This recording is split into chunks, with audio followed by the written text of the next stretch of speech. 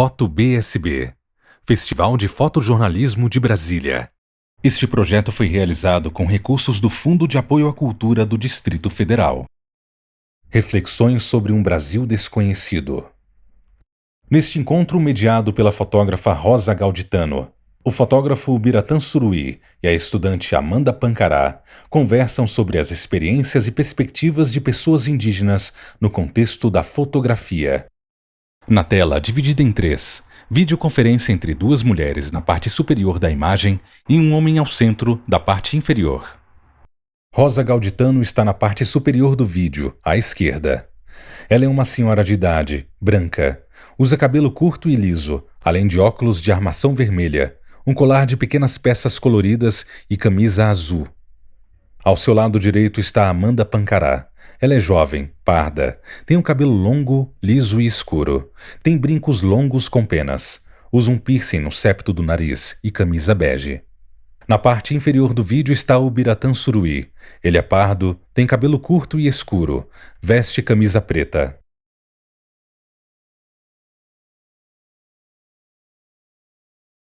Pessoal, a gente está aqui hoje no Festival de Fotografia de Brasília, apresentando 2 fotógrafos indígenas, a Amanda Pancará e o Biratã Suruí. A Amanda, que é de Pernambuco e estuda na Universidade de São Carlos, gerontologia. Ela é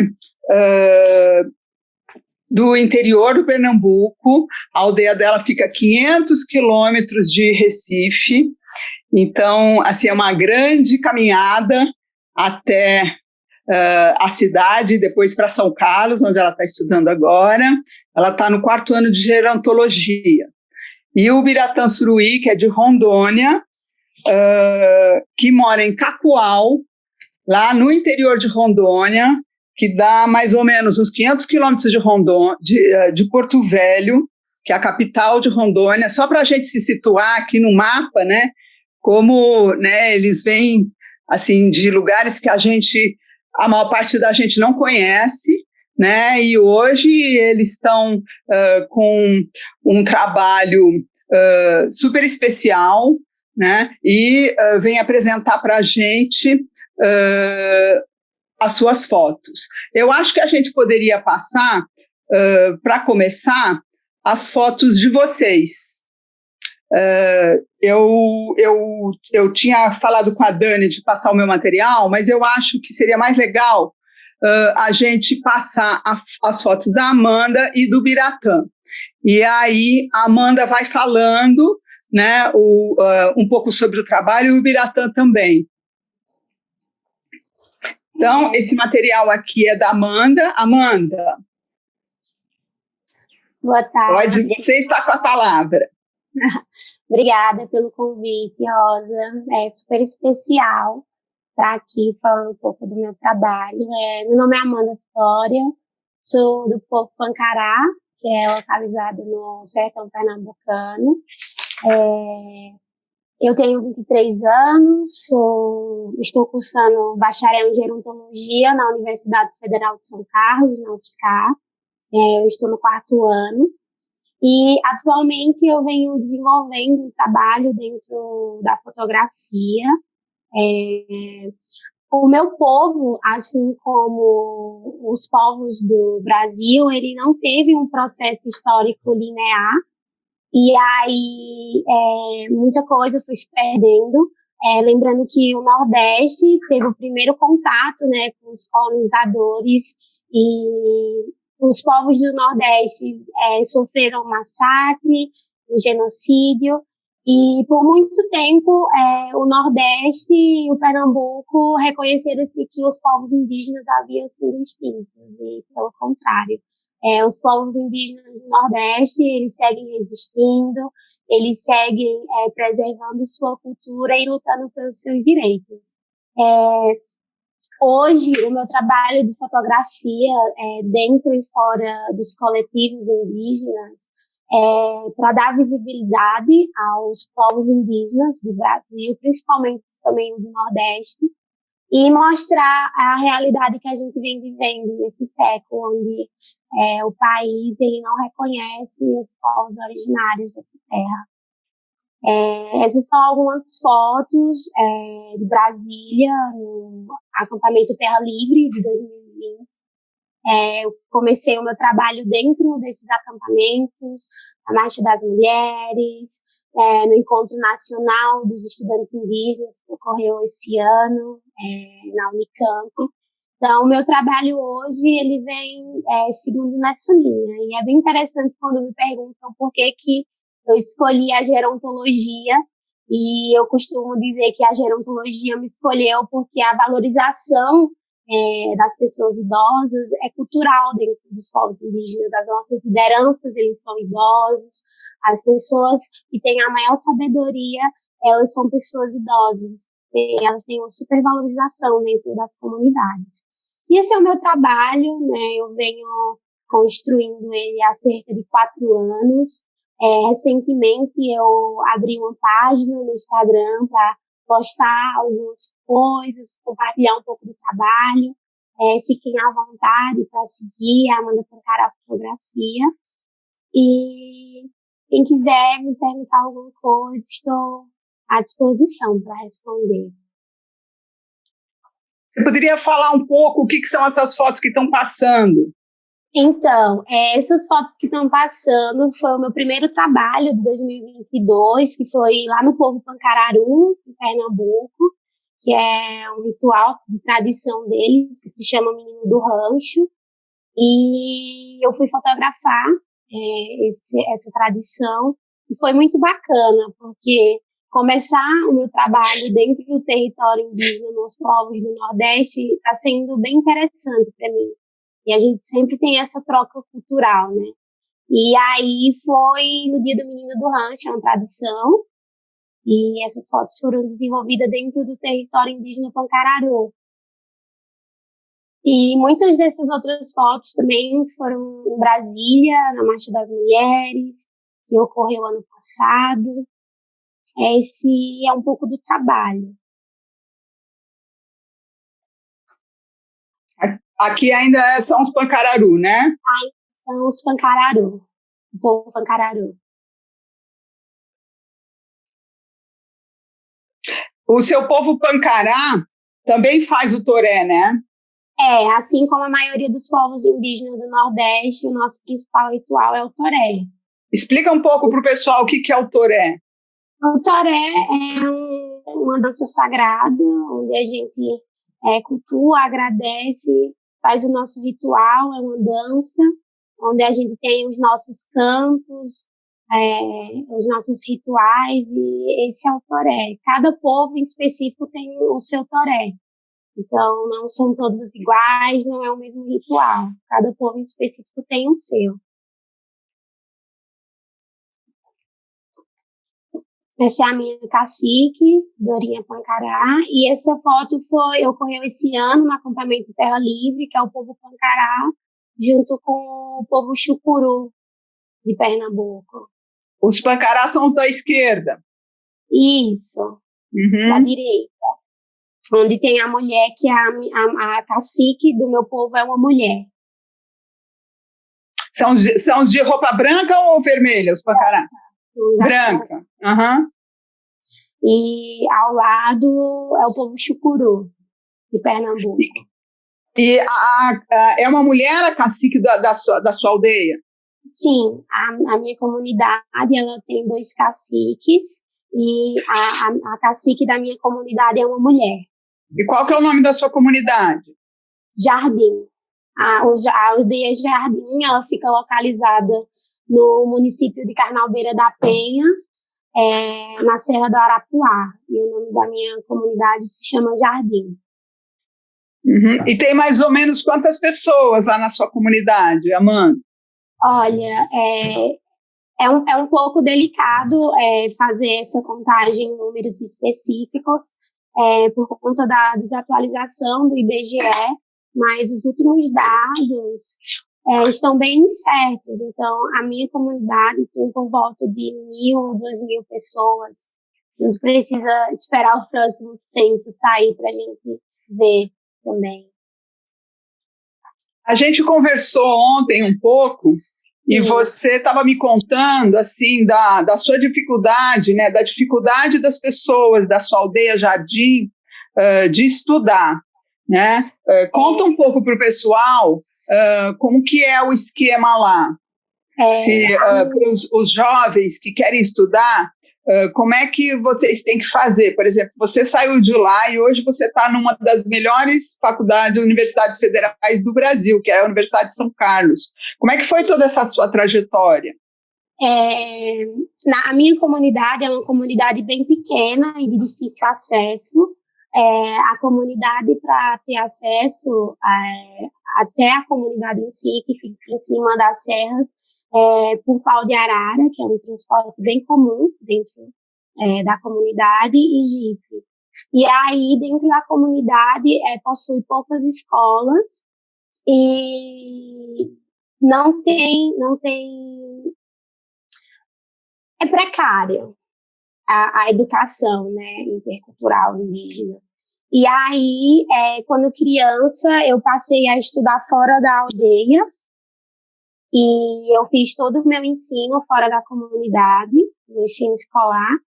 E em 2017 eu consegui ingressar na universidade, no Instituto Federal de Pernambuco, em licenciatura em Química. E dentro do campo universitário eu soube, né, das ações afirmativas, o vestibular por ações afirmativas. É um vestibular onde vagas são destinadas a estudantes indígenas e estrangeiros, e por outros parentes, por outras pessoas do meu povo, eu conheci esse vestibular, e eu já estava no 6º período de licenciatura em Química, e eu resolvi fazer o vestibular para gerontologia, e eu acabei passando. E foi uma transição muito complicada, porque eu nunca tinha saído do estado, eu nunca tinha saído do meu estado. Eu morava fora de casa por estar cursando uma outra faculdade, mas eu nunca tinha passado tanto tempo fora de casa, e o choque cultural também foi muito grande. Eu vim para São Carlos em 2019, e desde então eu venho trabalhando em pesquisas, em projetos de extensão.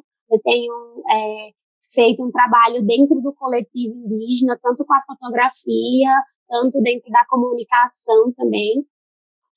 Foi um processo muito difícil, porque o ensino educacional no país já é precário para as pessoas de baixa renda, e a educação indígena ela tem que ser diferenciada.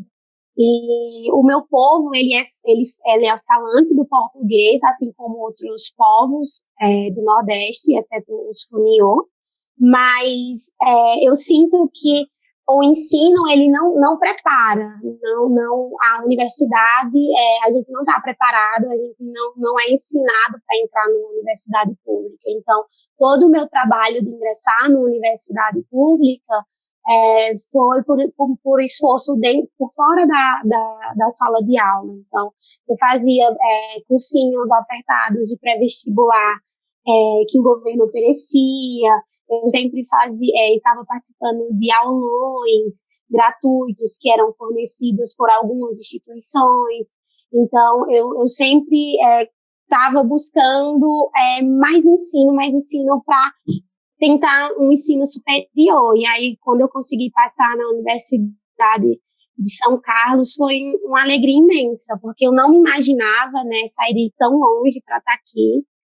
E o desafio de estar num lugar onde sua cultura não existe, onde os povos indígenas não existem, é um pouco complicado. E as políticas de permanência estudantil também não ajudam.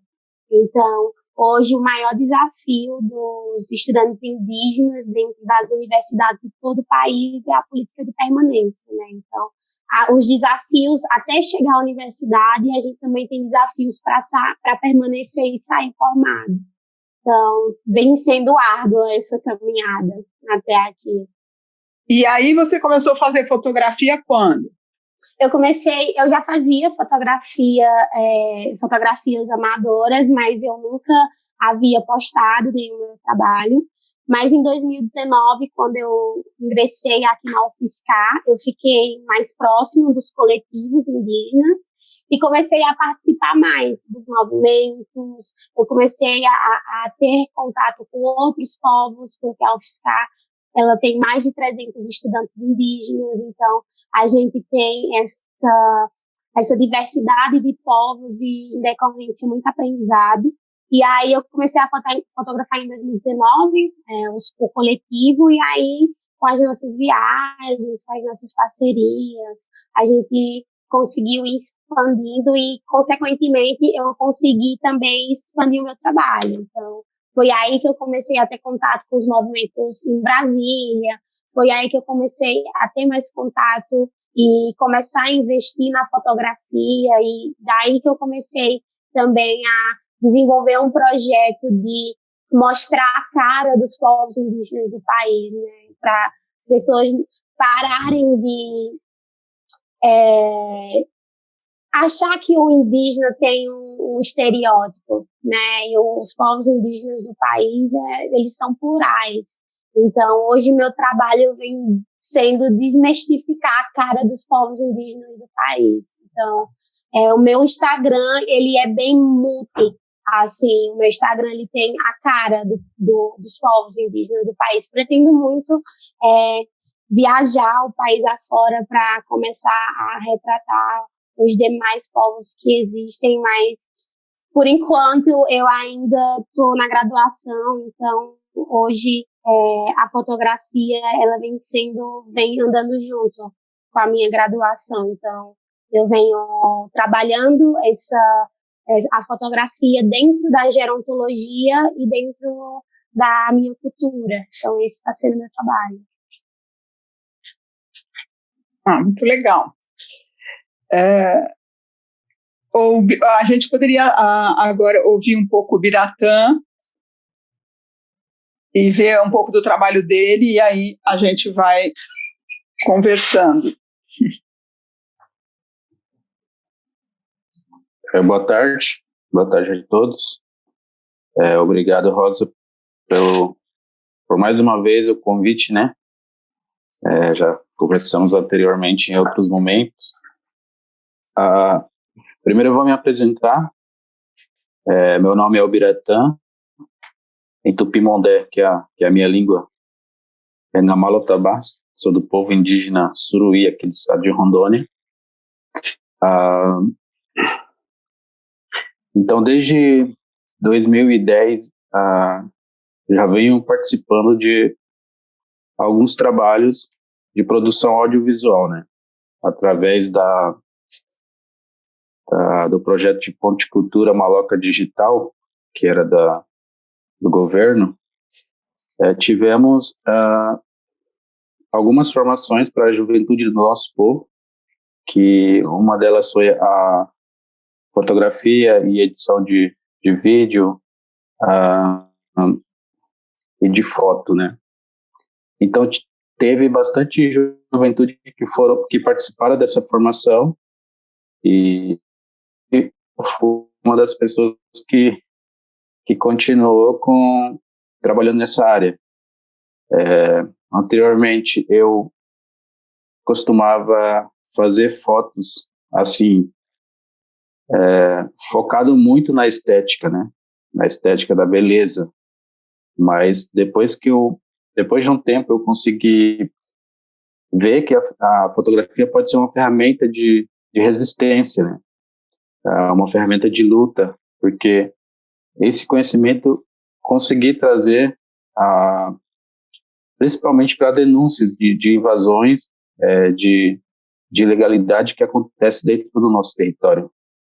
A partir da participação das atividades de vigilância e monitoramento do nosso território, né? Então, para esse trabalho, a gente utiliza tanto a fotografia, tanto feito pela câmera, drone, a utilização do GPS. Então, todas essas informações são realizadas com a participação da atividade da Metarelá, né? Que é uma associação indígena do nosso onde eu trabalho atualmente. E também, assim, fora da associação, também faço alguns trabalhos de produção audiovisual, tanto fotografia, tanto vídeo. E a ideia de trabalhar com fotografia é levar um pouco da nossa realidade para as pessoas que não conhecem, né, que estão fora da nossa realidade. E também registrar o dia a dia da minha comunidade, o que vem acontecendo. As mulheres estão fazendo artesanato, então vamos registrar isso. Por exemplo, tem várias imagens aqui que está passando, né, que a gente consegue visualizar, das mulheres fazendo os seus artesanatos, a construção das casas. Tem algumas fotografias que foram feitas durante alguns rituais sagrados. Então, como essa, por exemplo, que é o processo de fazer a pintura tradicional do jenipapo. Então, essas fotografias foram feitas dentro da minha comunidade. Então, a gente pode ver nessas fotografias, né, as pinturas. Aí a pintura com genipapo, né? Isso. Explica para o povo como é que é o processo de fazer rapidinho a pintura do genipapo. Eu estava vendo ali que estava na fogueira, não sabia que punha na fogueira. O genipapo Sim. É uma fruta, né? Isso. O nosso povo faz esse processo. Primeiro pega a fruta, né, genipapo. Ela tem que ser bem verde mesmo. Se tiver já quase madura, já não presta mais para fazer tinta, assim, do jeito que a gente faz. Então, a fruta tem que ser verde, depois a gente rala ela e coloca dentro da palha de babaçu. Aí enrola, por exemplo, depois enrola ela na palha do babaçu e coloca no fogo para assar ela. Então, depois de alguns minutos, tira do fogo e espreme. Por exemplo, essa foto aí, espreme a polpa, né, que sai depois de ralado, e somente tira o líquido dela, que é a tinta. Então, geralmente, essa tinta demora 2 semanas, 3 semanas para sair. Se a fruta estiver bem verdinha e a tinta ficar boa, ela demora um mês, assim, no máximo, para sair. E existem vários tipos de pintura dentro do nosso povo, né? Tem pintura que é de homem, tem pintura que é de mulher, tem pintura para criança, pintura quando a gente está alegre, quando a gente está festejando, tem pintura que é durante antigamente, quando existia muito conflito, tinha pintura para guerra, né? Então tem toda essa diversidade de pintura. Inclusive, semana retrasada, a gente estava trabalhando em uma oficina de saberes do nosso povo. O primeiro dia a gente discutiu sobre os tipos de pintura, né? Como que é a pintura e os momentos que a gente utiliza essa pintura. Então, todas essas informações são importantes para fazer o registro disso, né? Registro disso e repassar esse conhecimento tradicional do nosso povo para a futura geração.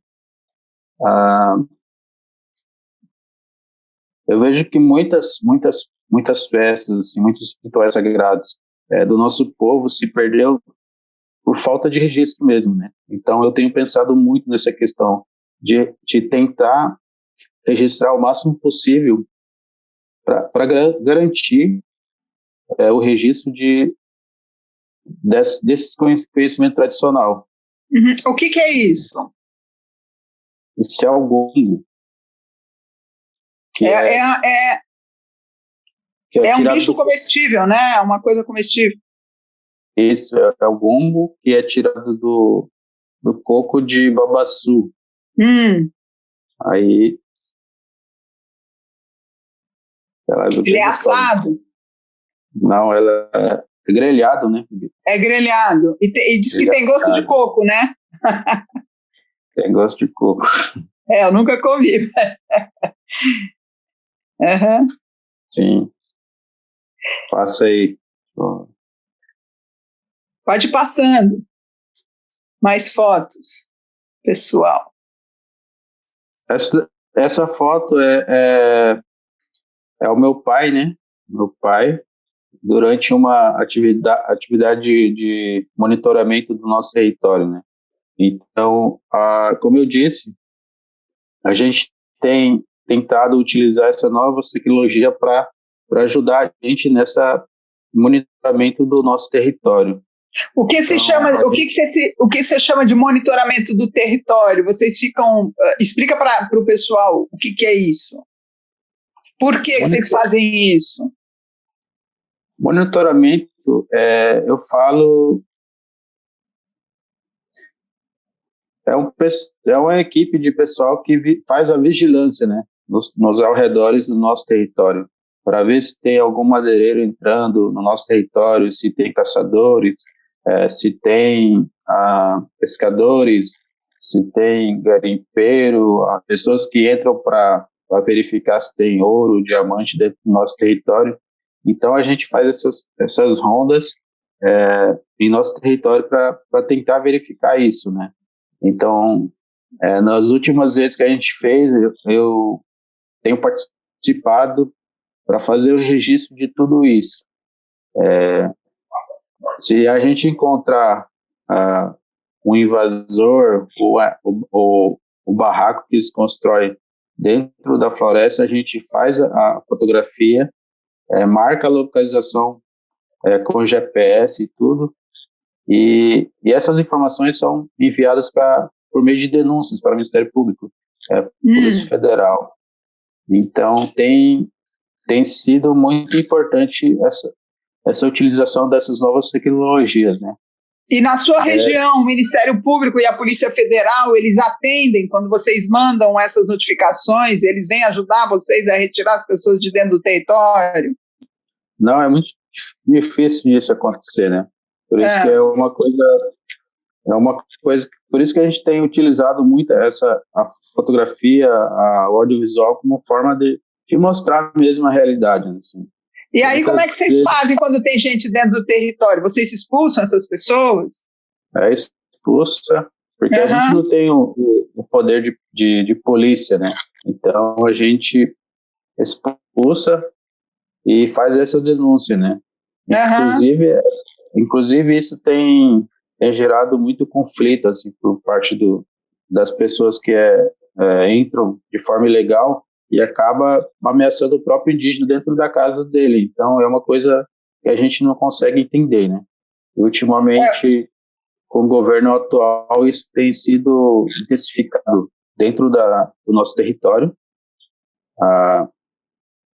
Parece que as pessoas se sentem à vontade para fazer tudo isso, né? Porque o governo não tem feito o papel dele, que é de fazer a vigilância do território.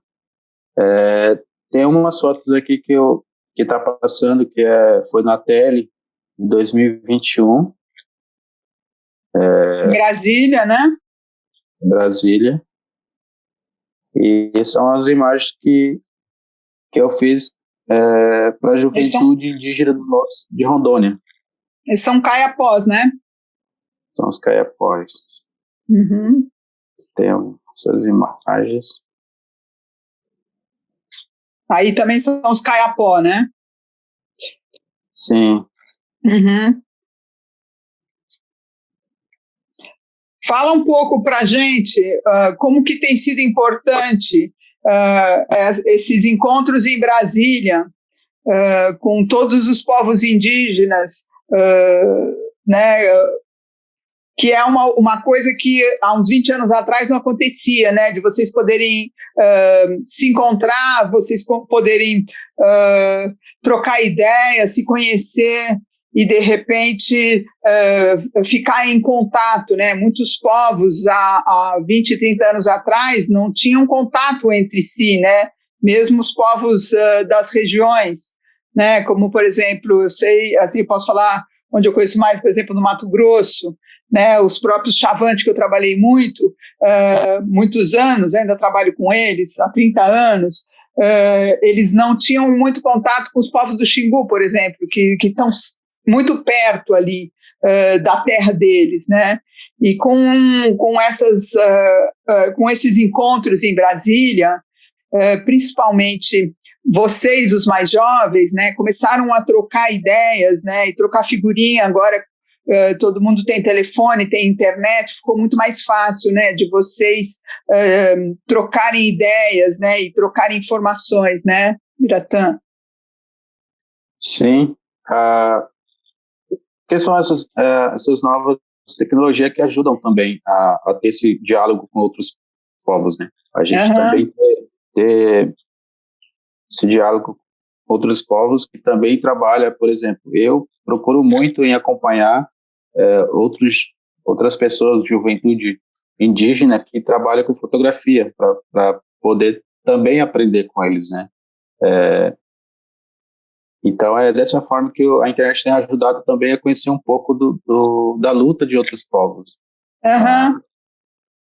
Por exemplo, os conflitos que acontecem em Guarani e Kaiowá, por exemplo. Então, através da internet a gente consegue ver o que está acontecendo de verdade, né? Porque muitas vezes a mídia, que é a mídia grande, por exemplo, não mostra isso para a sociedade. Então, a gente acha que está tudo bem, mas não. Mas, na verdade, o conflito é bem grande. Então, e a internet tem ajudado nisso, a gente mostrar o que de fato está acontecendo dentro do nosso território, né? Uhum. E a fotografia, em especial, como que você vê a fotografia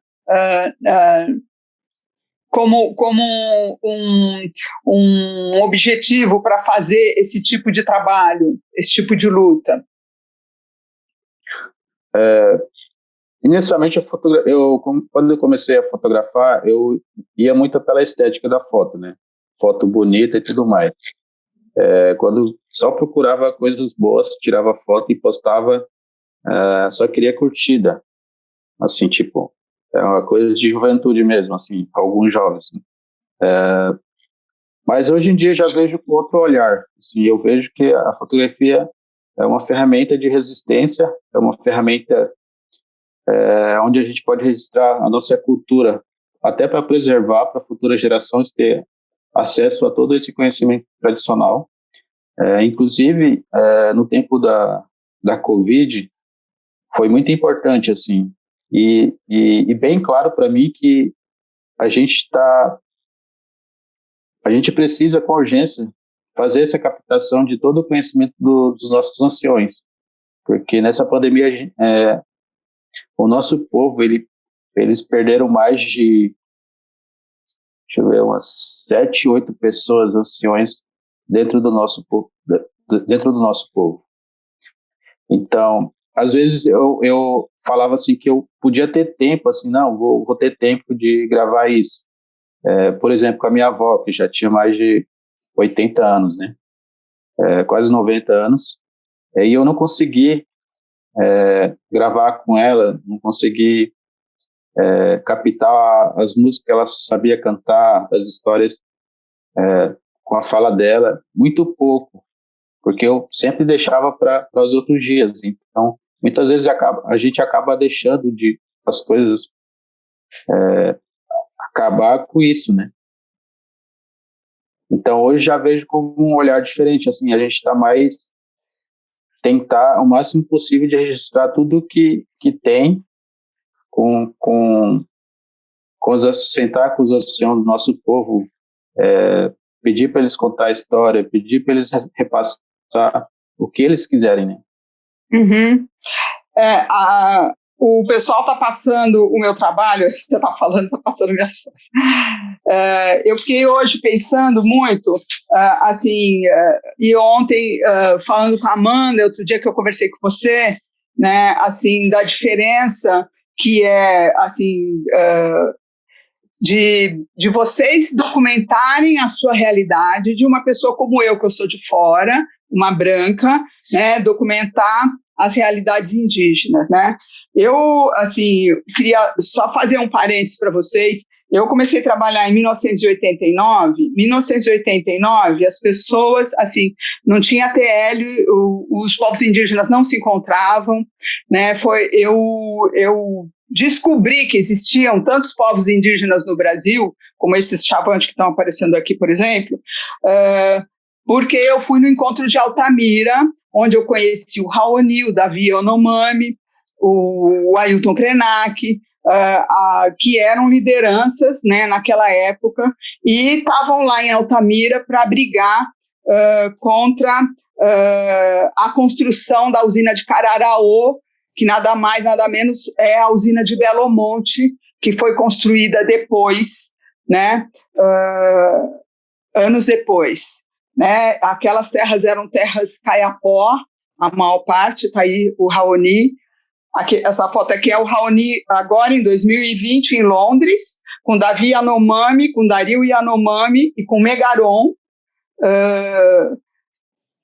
protestando, né, contra o governo Bolsonaro, esse governo que é contra os indígenas, né, e eles estavam lá em Londres entregando um documento para o primeiro-ministro inglês. Ou seja, eles estão até hoje, aí que está a Sônia Guajajara também fazendo manifestação em Londres, né, contra esse governo de hoje.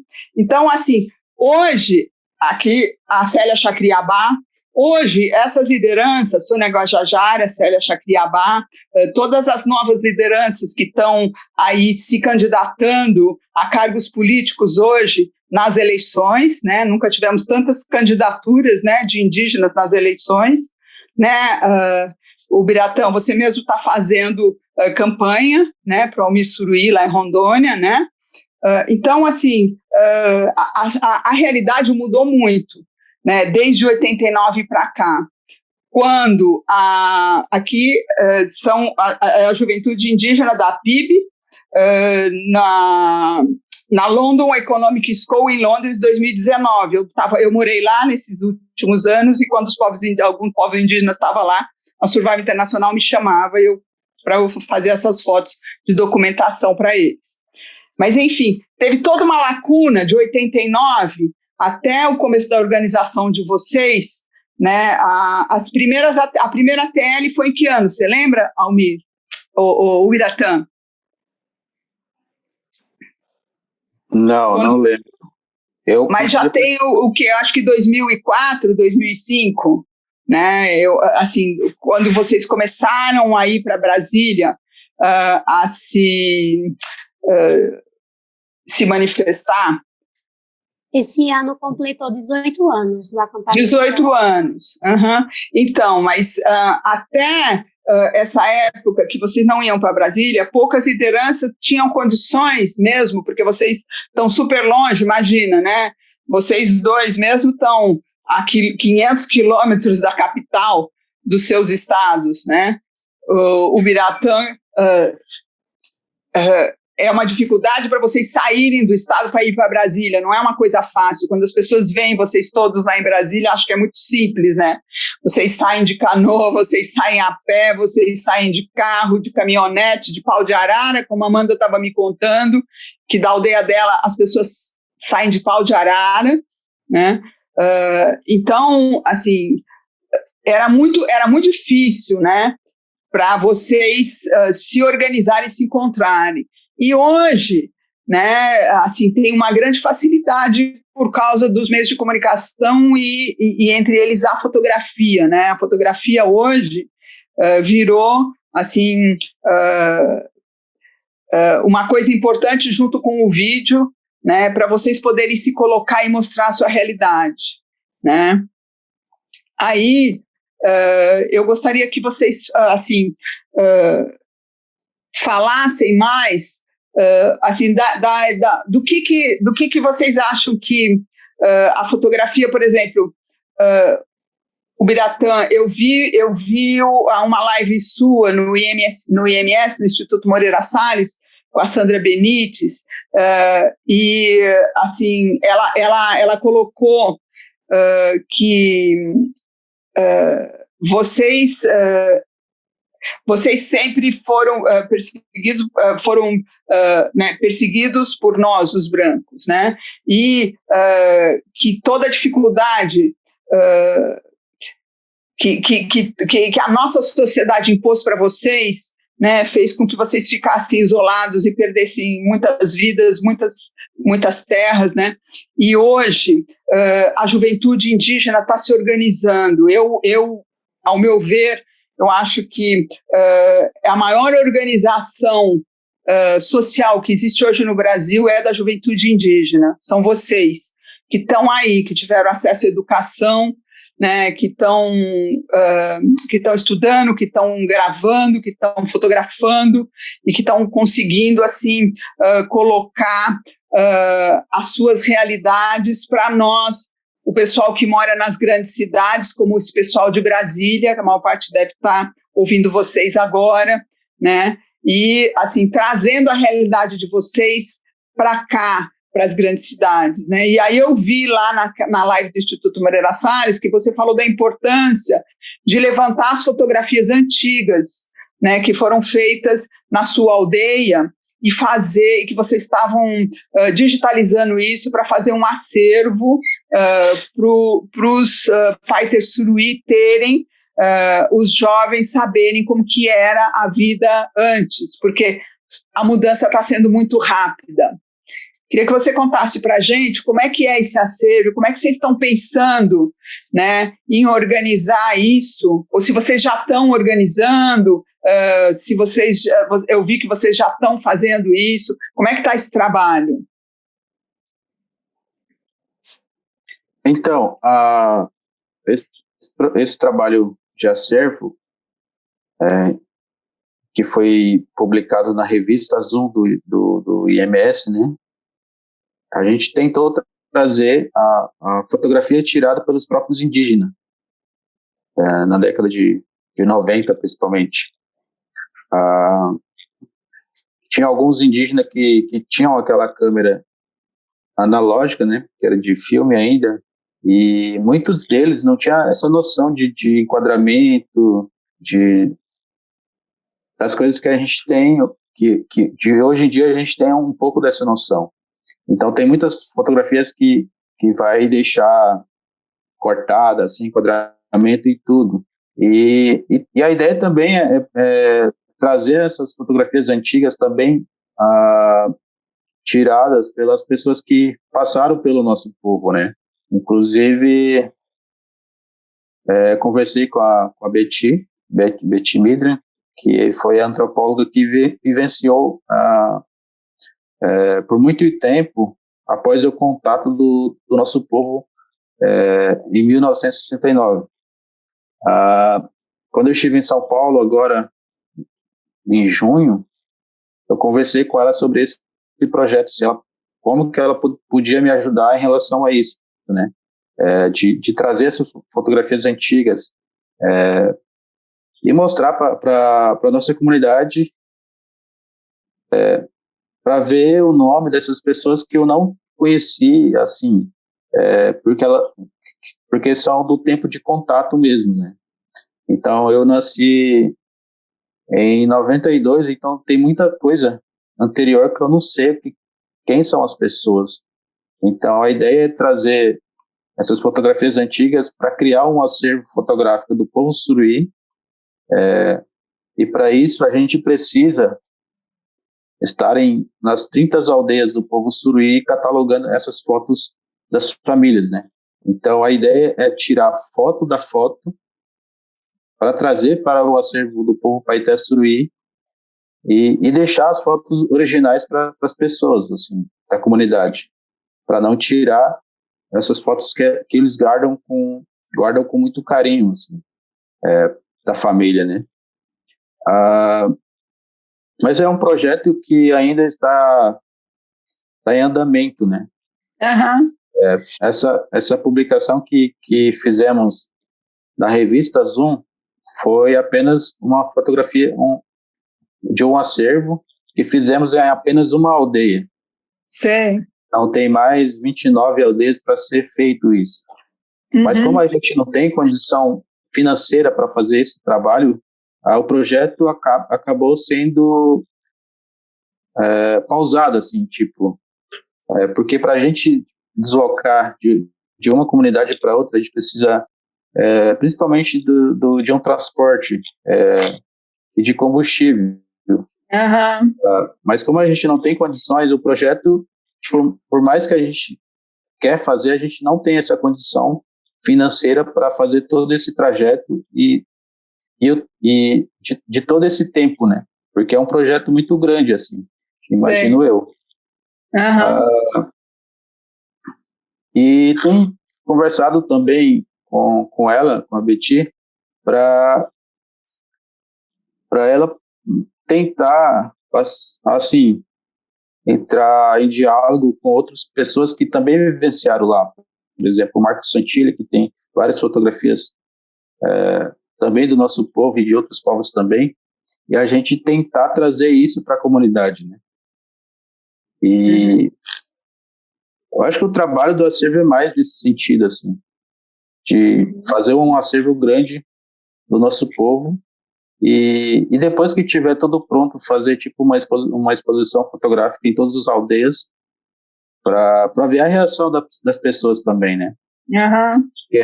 Algumas que eu consegui trazer, aí eu levei na minha comunidade, então muita gente não conhecia, muita juventude não conhecia quem que era pela foto. Então a gente teve que conversar com o ancião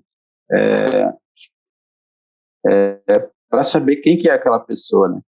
Então esse trabalho de acervo eu acho que é uma coisa muito importante que ainda está em andamento. Acredito que assim o mais rápido possível a gente possa tentar uma parceria com outras pessoas para ajudar nesse catálogo, né, de acervo. Eu queria assim, perguntar para a Amanda agora, assim, como que você vê, Amanda, a luta das mulheres indígenas, né, para poder assim, ter acesso fora das aldeias, né? Vocês terem acesso às mídias digitais, né? Conta um pouco para a gente como é que na sua visão, das dificuldades que vocês têm, das pessoas que você conhece, como é que você vê hoje as mulheres indígenas em todo esse trabalho que está sendo né, construído por vocês, pela juventude indígena?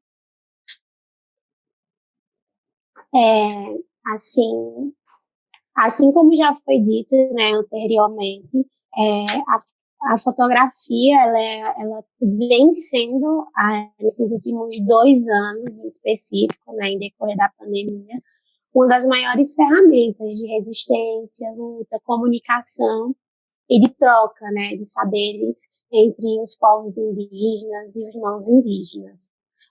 O trabalho da fotografia é um trabalho muito delicado, né, quando a gente para conversar sobre isso, porque a fotografia é um campo de visão muito delicado, pessoal, de cada pessoa. Então, o fotógrafo, por si só, ele já tem essa sensibilidade aflorada, esse olhar diferenciado para as coisas.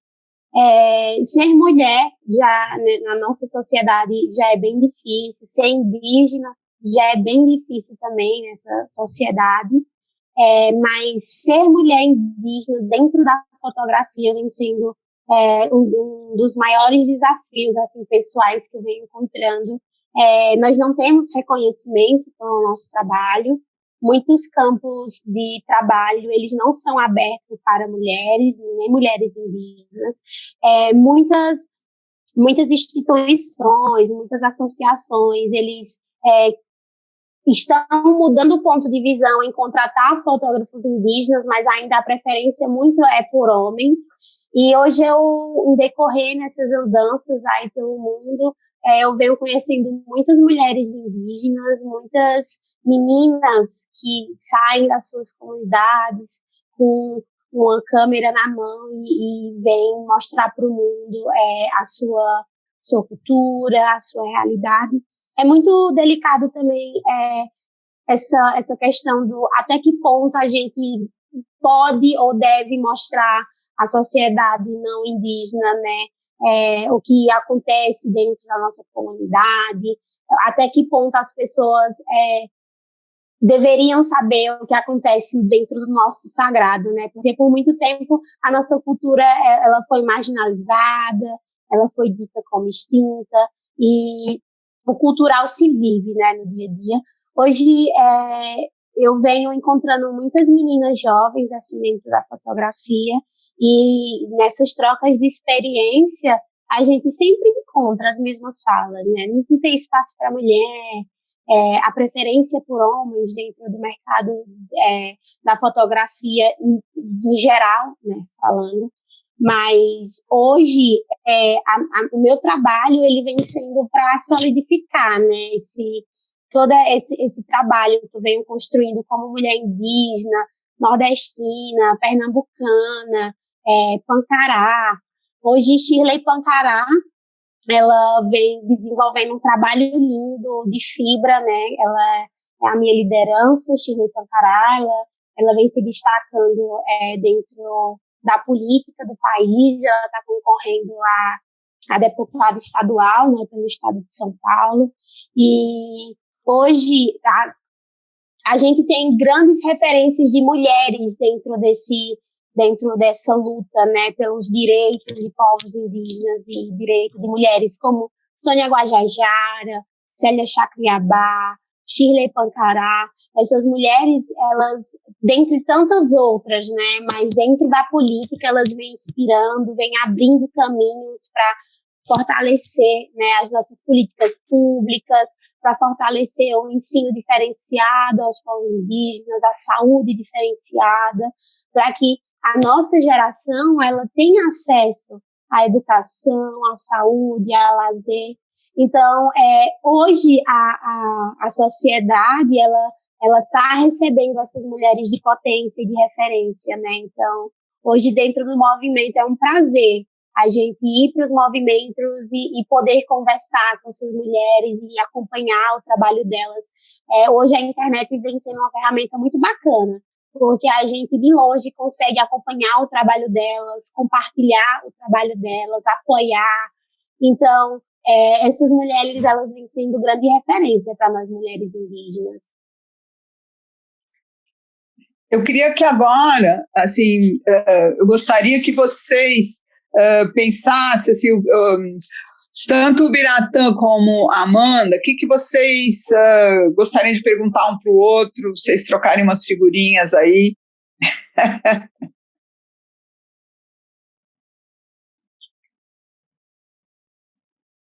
Eu primeiro quero lhe parabenizar, né, pelo seu trabalho, porque nas suas fotos a gente consegue enxergar, né, a nossa cultura, né, a cultura dos povos indígenas. A gente vê a diferença de extremos, né? Eu estou numa ponta do país, você está em outra, e vê essa diversidade, né, de trabalhos. Eu queria saber como que foi, porque assim, é uma fase que eu passei muito no pessoal, quando eu comecei a investir na fotografia. Como que foi o início do seu trabalho, dizer assim, não, eu acredito que o meu trabalho está começando a se profissionalizar, de ter um reconhecimento. Como foi esses primeiros passos dessa sua caminhada, né, que você começou em 2010? Como que vem sendo esses 12 anos aí para você?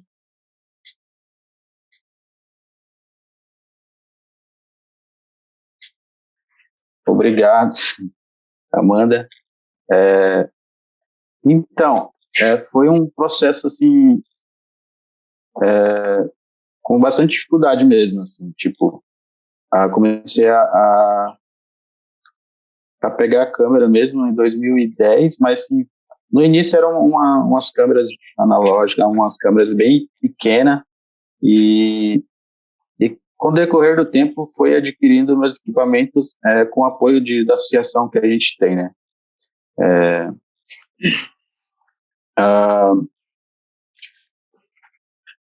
Em 2016 eu participei com a equipe a produção do filme Espagé. Então, a partir desse momento que começou a ter mais visibilidade do meu trabalho.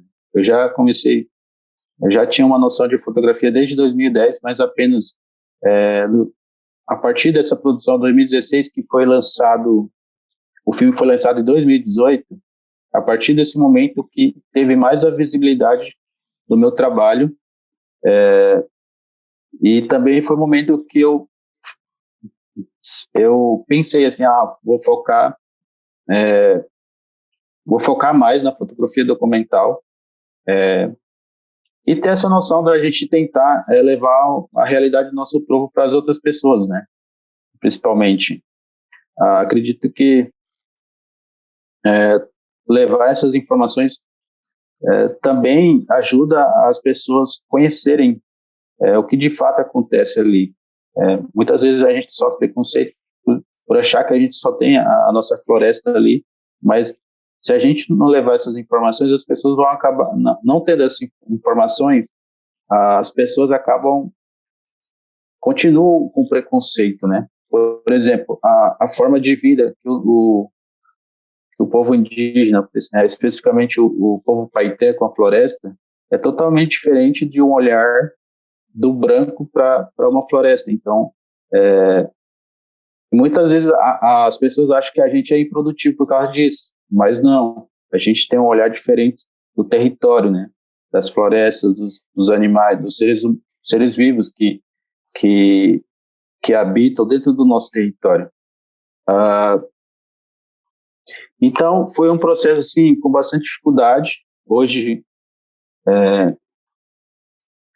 já tenho mais trabalhos que participei, por exemplo, participando dessa conversa, participando da exposição online com convite de outras pessoas também. E assim foi desenvolvendo e as pessoas começaram a ter mais visibilidade do meu trabalho, né? A gente recentemente fizemos um trabalho para a Google Brasil, que também foi uma coisa muito importante para o nosso trabalho como coletivo aqui do nosso povo, né? Então, a partir desse trabalho com a Google, muitas pessoas começaram a me procurar para fazer trabalho, para fazer captação de imagem, para fazer fotografia e tudo mais. E, recentemente, a gente criou um coletivo de audiovisual que chama Lacapoi Filmes. Que a ideia é criar um coletivo Paité Suruí para a gente poder começar a produzir esses nossos conhecimentos tradicionais. E essa mesma equipe, esse mesmo coletivo, também seria responsável para ser as pessoas que vão ser responsáveis para vigiar o território, né? A partir do uso da câmera, a partir do uso das imagens de satélite, de drone, e essas coisas mais novas que os anciãos não sabem manusear. Então, hoje em dia a gente está fazendo vários trabalhos, assim, tentando fazer uma produção pelos próprios indígenas, né? Que já é uma visão que a gente quer fazer muito, apesar das dificuldades que a gente tem ainda, por exemplo, uma câmera, lente, cartão, HD, apesar de tudo isso, a gente está tentando o máximo possível de continuar com o nosso trabalho. Então, mas é muito importante também que tem vários outros povos, assim, você, por exemplo, que também está nessa área e saber que a gente pode entrar em contato, ver, trocar essas experiências, né, de como que você está fazendo, se você precisar da minha ajuda, de trocar ideia mesmo, assim. É isso. Obrigada, viu? E aí, o Biratã, você tem alguma pergunta para fazer para Amanda? A pergunta?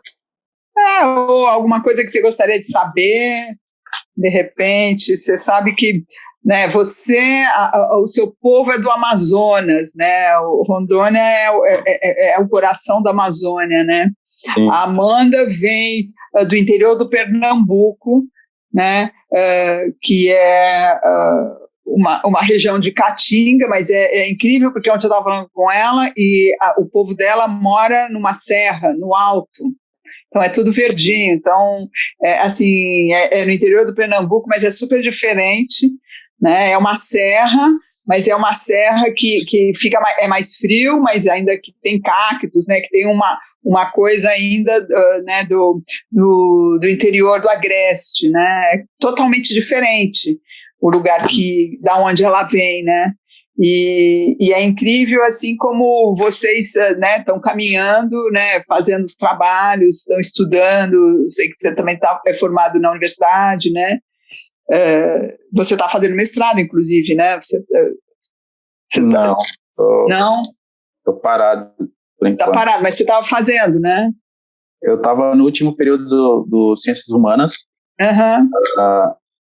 Aí acabei trancando por causa do trabalho, não estava com... durante a pandemia, as aulas eram online, então não conseguia acompanhar. Como a gente estava trabalhando pela associação, e nesse tempo de Covid, tivemos muita demanda assim, de entrega de cestas básicas para a comunidade, higiene pessoal, até remédios, né? Então, acabei que fiquei assim sem tempo para estudar. Uhum. Às vezes, faltava na aula, assim, porque eu estava dentro do território fazendo essas atividades, e é a primeira vez que eu faltei por falta e acabei não tendo tempo, assim, de estudar. Uhum. Mas agora, passando as eleições, o ano que vem você volta, não deixa de fazer, porque uma das coisas mais importantes que eu acho que vocês estão tendo de anos para cá é o acesso à educação, porque eu estava falando com a Amanda, na aldeia dela, que tem mais de 1.000 pessoas, que chama Jardim, só tem ensino fundamental.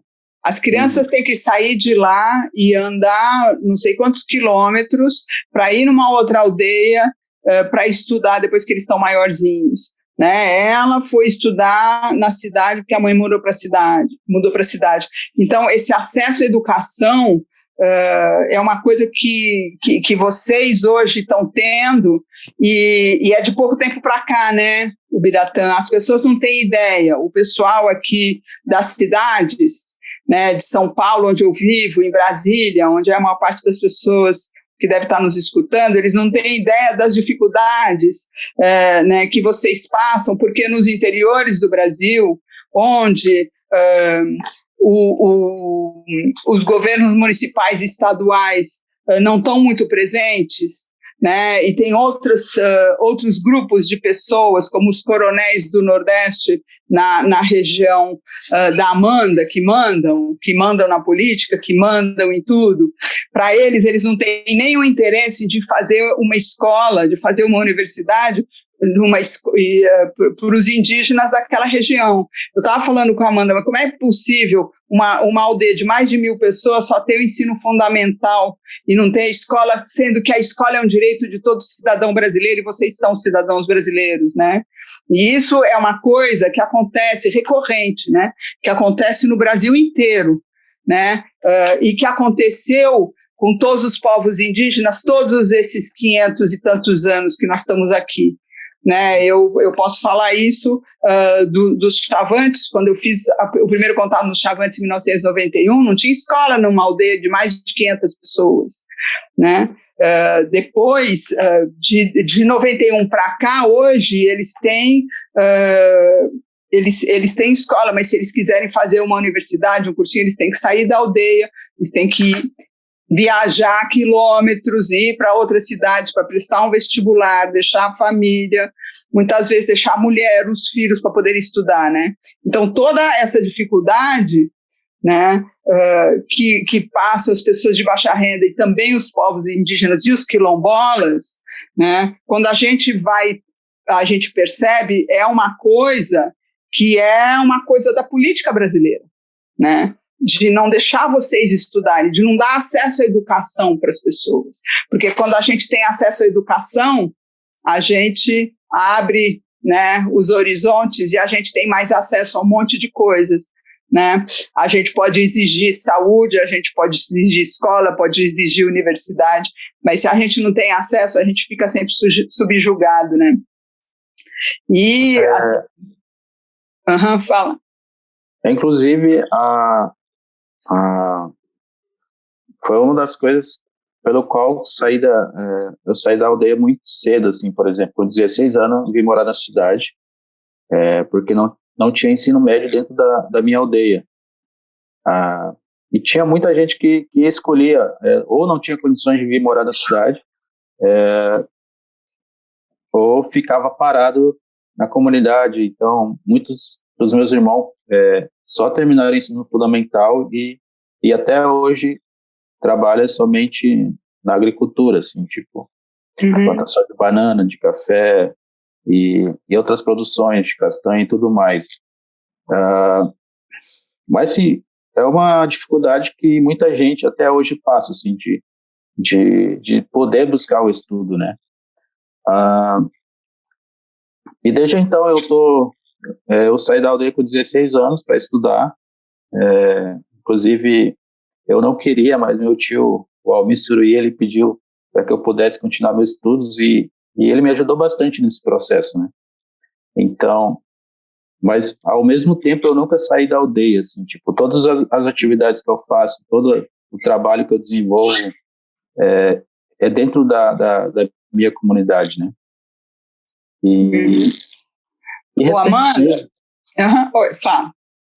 E recentemente não tinha internet dentro da nossa aldeia, então aos poucos as coisas vão ficando mais fáceis, assim.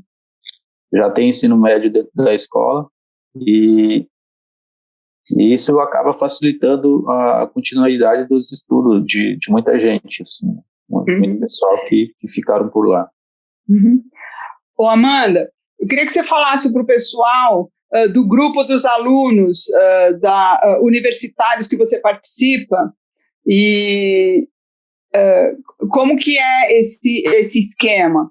E em cima disso, você me falou que você desenvolveu o teu trabalho fazendo toda essa documentação desse grupo de alunos universitários indígenas, né?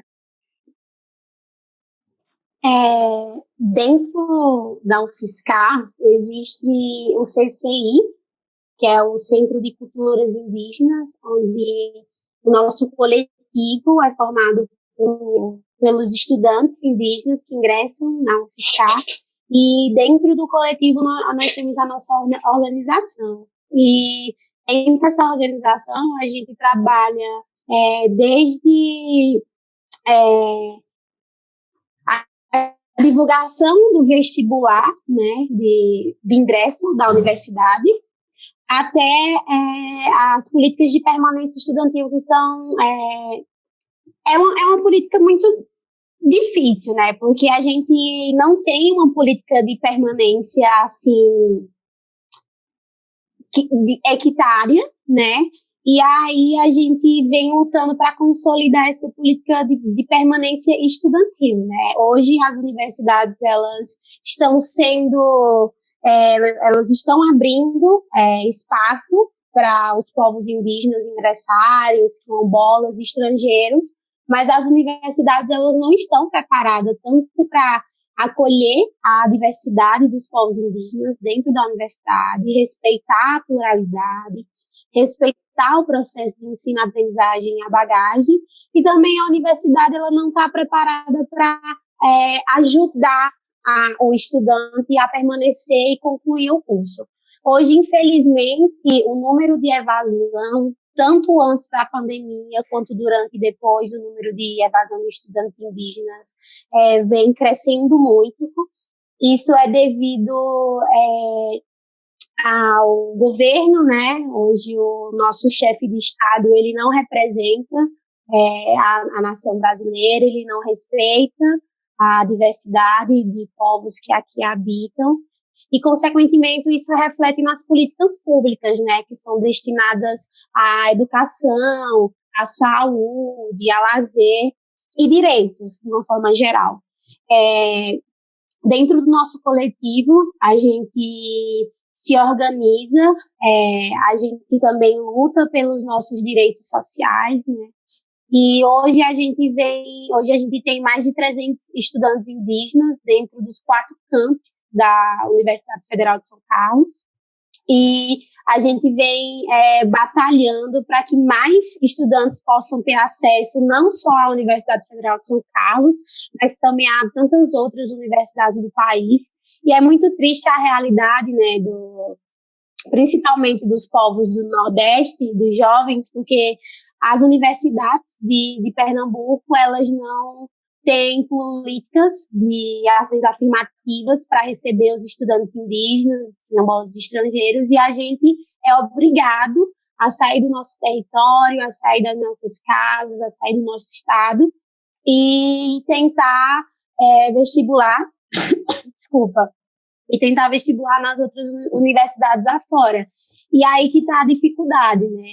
Essa dificuldade já de resistir, essa dificuldade de lidar com esse choque cultural. A gente está longe da família, a gente está dentro fora da nossa comunidade, distante das nossas práticas e vivências dentro da comunidade. Então, hoje, o trabalho dos coletivos, né, dentro das universidades, estão sendo permanecer e abrir espaço para que mais estudantes possam ser contemplados, né, com o ensino superior. Não só com o ensino superior, mas também com o ensino superior. Fala para a gente da importância da fotografia na ATL. O que você faz com esse material quando você vai para Brasília fotografar? O que você faz com esse material que você documenta lá em Brasília, esse material fotográfico? O material fotográfico que eu faço em Brasília, ele serve tanto para o meu acervo pessoal, como fotógrafa e mulher indígena, mas ele serve também para mostrar que nós somos um coletivo organizado, que nós somos um coletivo que se retira das suas comunidades. Eu não estou falando só do meu povo, mas tanto os outros povos que saem das suas aldeias e vai até Brasília. Nossas lideranças são idosos, então muitos, a nossa viagem para o ATL, nesse último ATL de 2022, foram 3 dias de ônibus. Então, assim, é uma viagem muito extensa, é uma viagem muito longa, e a gente vê, através da fotografia, que o nosso coletivo, ele consegue chegar até Brasília, ele consegue ir lá discutir, somar com a luta dos outros povos, porque hoje os povos indígenas do Brasil, ele está lutando pela demarcação de território. Então, o território do meu povo, ele não é demarcado, assim como tantos outros povos dentro do país. Então, quando a gente chega em Brasília, quando a gente começa a fotografar, joga essas fotos na rede e mostra para todo mundo que a fotografia tem esse alcance em massa, né? Então, quando a gente mostra o que está acontecendo, a importância da demarcação, a gente também fotografa as denúncias que são trazidas de dentro das comunidades. Então, hoje os povos indígenas, eles têm tanto as suas lutas em coletivo, também como as suas lutas dentro da comunidade, né? Hoje, muitos povos, assim como o meu, eles lutam para ser reconhecidos, lutam para ter a seguridade dos direitos e também da demarcação de terras. Então, a fotografia hoje, para mim, ela está sendo a maior ferramenta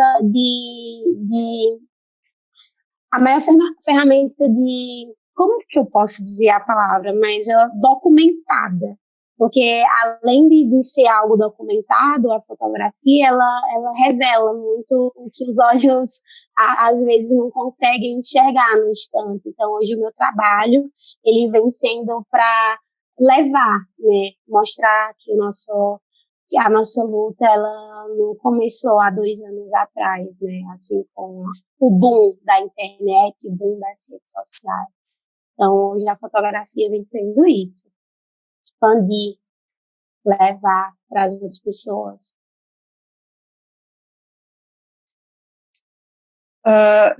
Ubiratã, você costuma ir nas ATLs também, e o que você faz com esse seu material?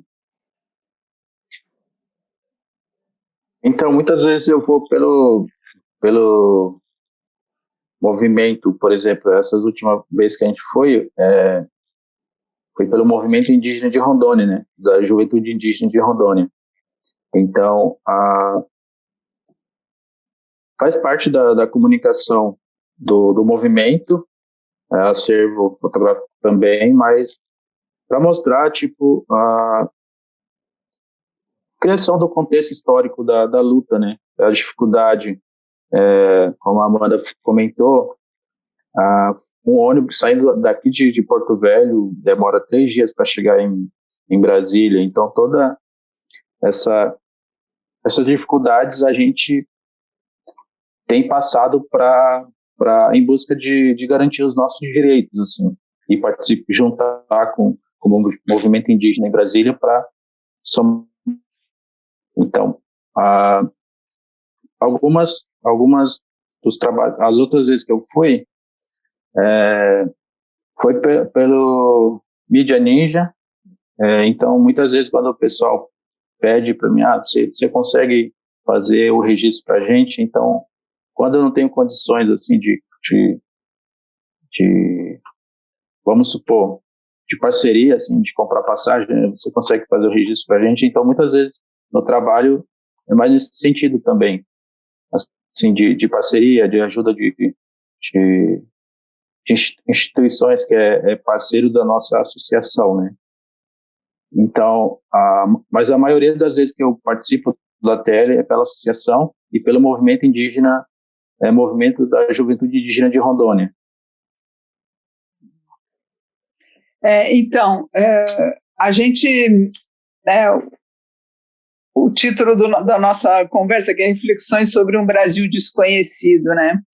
As pessoas que moram nas grandes cidades, elas não têm ideia, né, de toda essa trabalheira, né, que cada um de vocês tem de sair de cada ponto do Brasil para chegar em Brasília, né, para se encontrar, né, e para fazer uma pressão no governo contra né,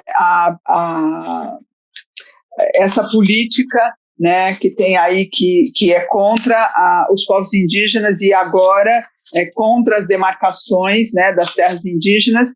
E a gente sabe, quer dizer, vocês sabem, eu sei, mas não sei se todas as pessoas que estão aqui nos ouvindo sabem que um povo indígena, a coisa mais importante para um povo indígena é a sua terra, né? A coisa mais importante é o seu lugar. Por quê?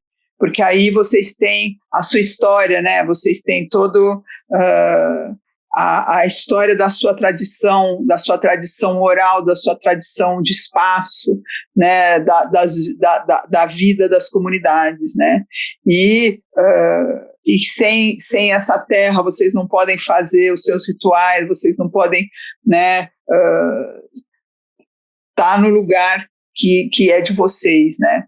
E eu acho assim que escutar assim, um pouco da experiência de vocês é uma coisa incrível, porque a gente que mora nas grandes cidades, que nunca foi, as pessoas que nunca foram, né, para essas regiões longínquas onde vocês moram, elas não têm a ideia, né, das dificuldades que vocês têm, que vocês passaram para vocês estarem onde vocês estão hoje, né?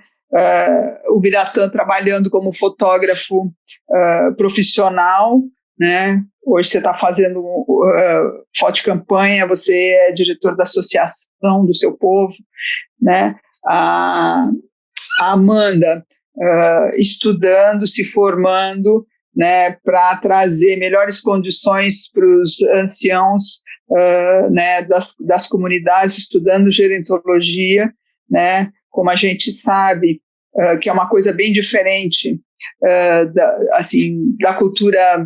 da cultura branca, né? Os indígenas respeitam muito os mais velhos, porque os mais velhos trazem todas as informações que são passadas de gerações para gerações, né? E quando vocês perdem um velho, vocês sentem profundamente, porque é uma biblioteca, é uma enciclopédia viva que está indo embora, né? Com todas essas informações, né? Então, eu queria perguntar para vocês se vocês têm alguma outra pergunta para fazer um para o outro ou para mim, e aí a gente já está encerrando o nosso horário, e eu gostaria que vocês falassem alguma coisa que vocês, né, aproveitarem que vocês estão aqui ao vivo, né, e falarem o que vocês quiserem.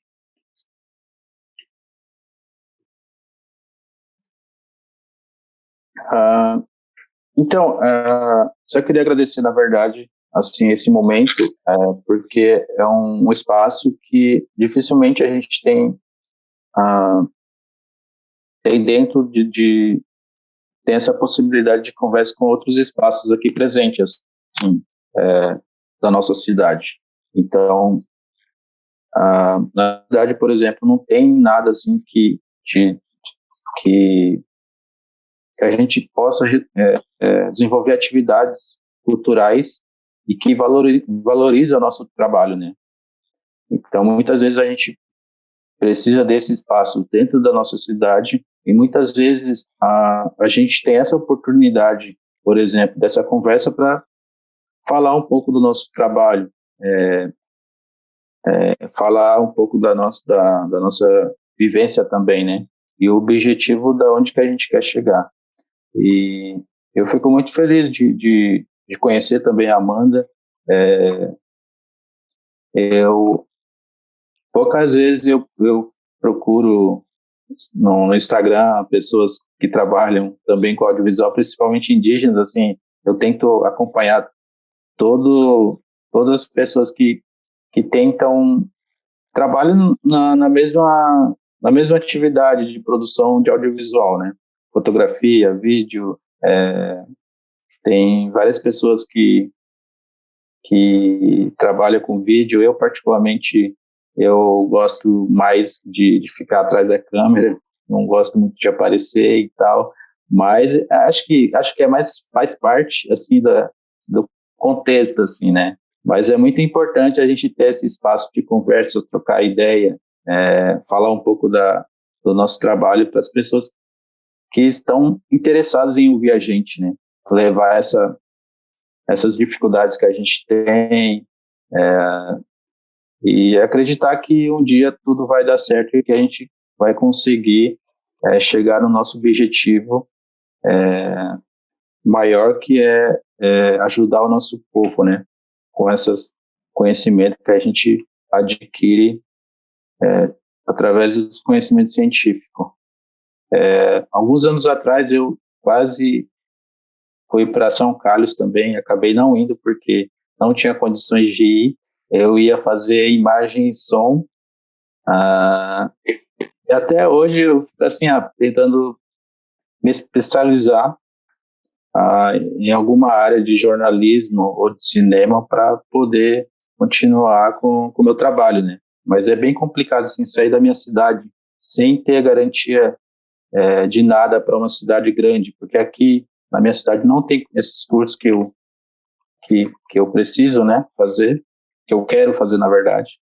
E é isso, a gente vai aprendendo aqui no trabalho, no dia a dia, com o nosso trabalho mesmo, assim, na prática. Amanda. Eu gostaria muito, muito de agradecer, né, esse espaço, porque assim como o Biratã falou, a gente que fica por trás das câmeras, a gente não tem muito essa oportunidade de troca de conversa, né, para falar um pouco da nossa linha de trabalho, da nossa construção.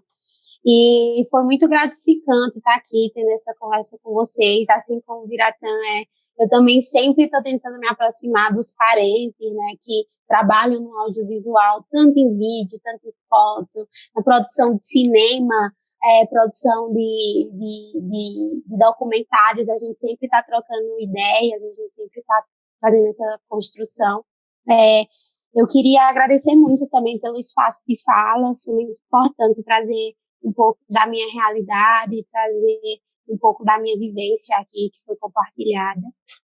Gostaria também de fazer uma ressalva, né? As pessoas em quererem contratar, né, investir na fotografia de jovens indígenas. É muito complicado o mercado da fotografia, caro, muitas vezes a gente não tem acesso a bons equipamentos, e aí a gente faz o que dá, tentando fazer sempre o melhor, né, e às vezes só a boa vontade não ajuda, mas foi muito importante essa nossa roda de conversa para fazer esse fortalecimento, né, do nosso trabalho como fotógrafo. Obrigada de coração, foi muito importante, né, a gente está aqui hoje. E, Rosa, muitíssima obrigada. A equipe foi super gentil com a gente e foi muito bom. Valeu. Bom, gente, nós estamos fechando aqui a nossa conversa. Eu agradeço muito a participação da Amanda Pancará e o Biratã Suruí, que vieram aqui hoje contar um pouco da sua história, mostrar o seu trabalho, e espero que isso seja um start para vocês trocarem figurinhas, para vocês se comunicarem, de repente, cada vez mais se fortificarem aí, porque vocês são o nosso futuro. Boa noite para vocês, boa noite para todos, muito obrigada. E até mais.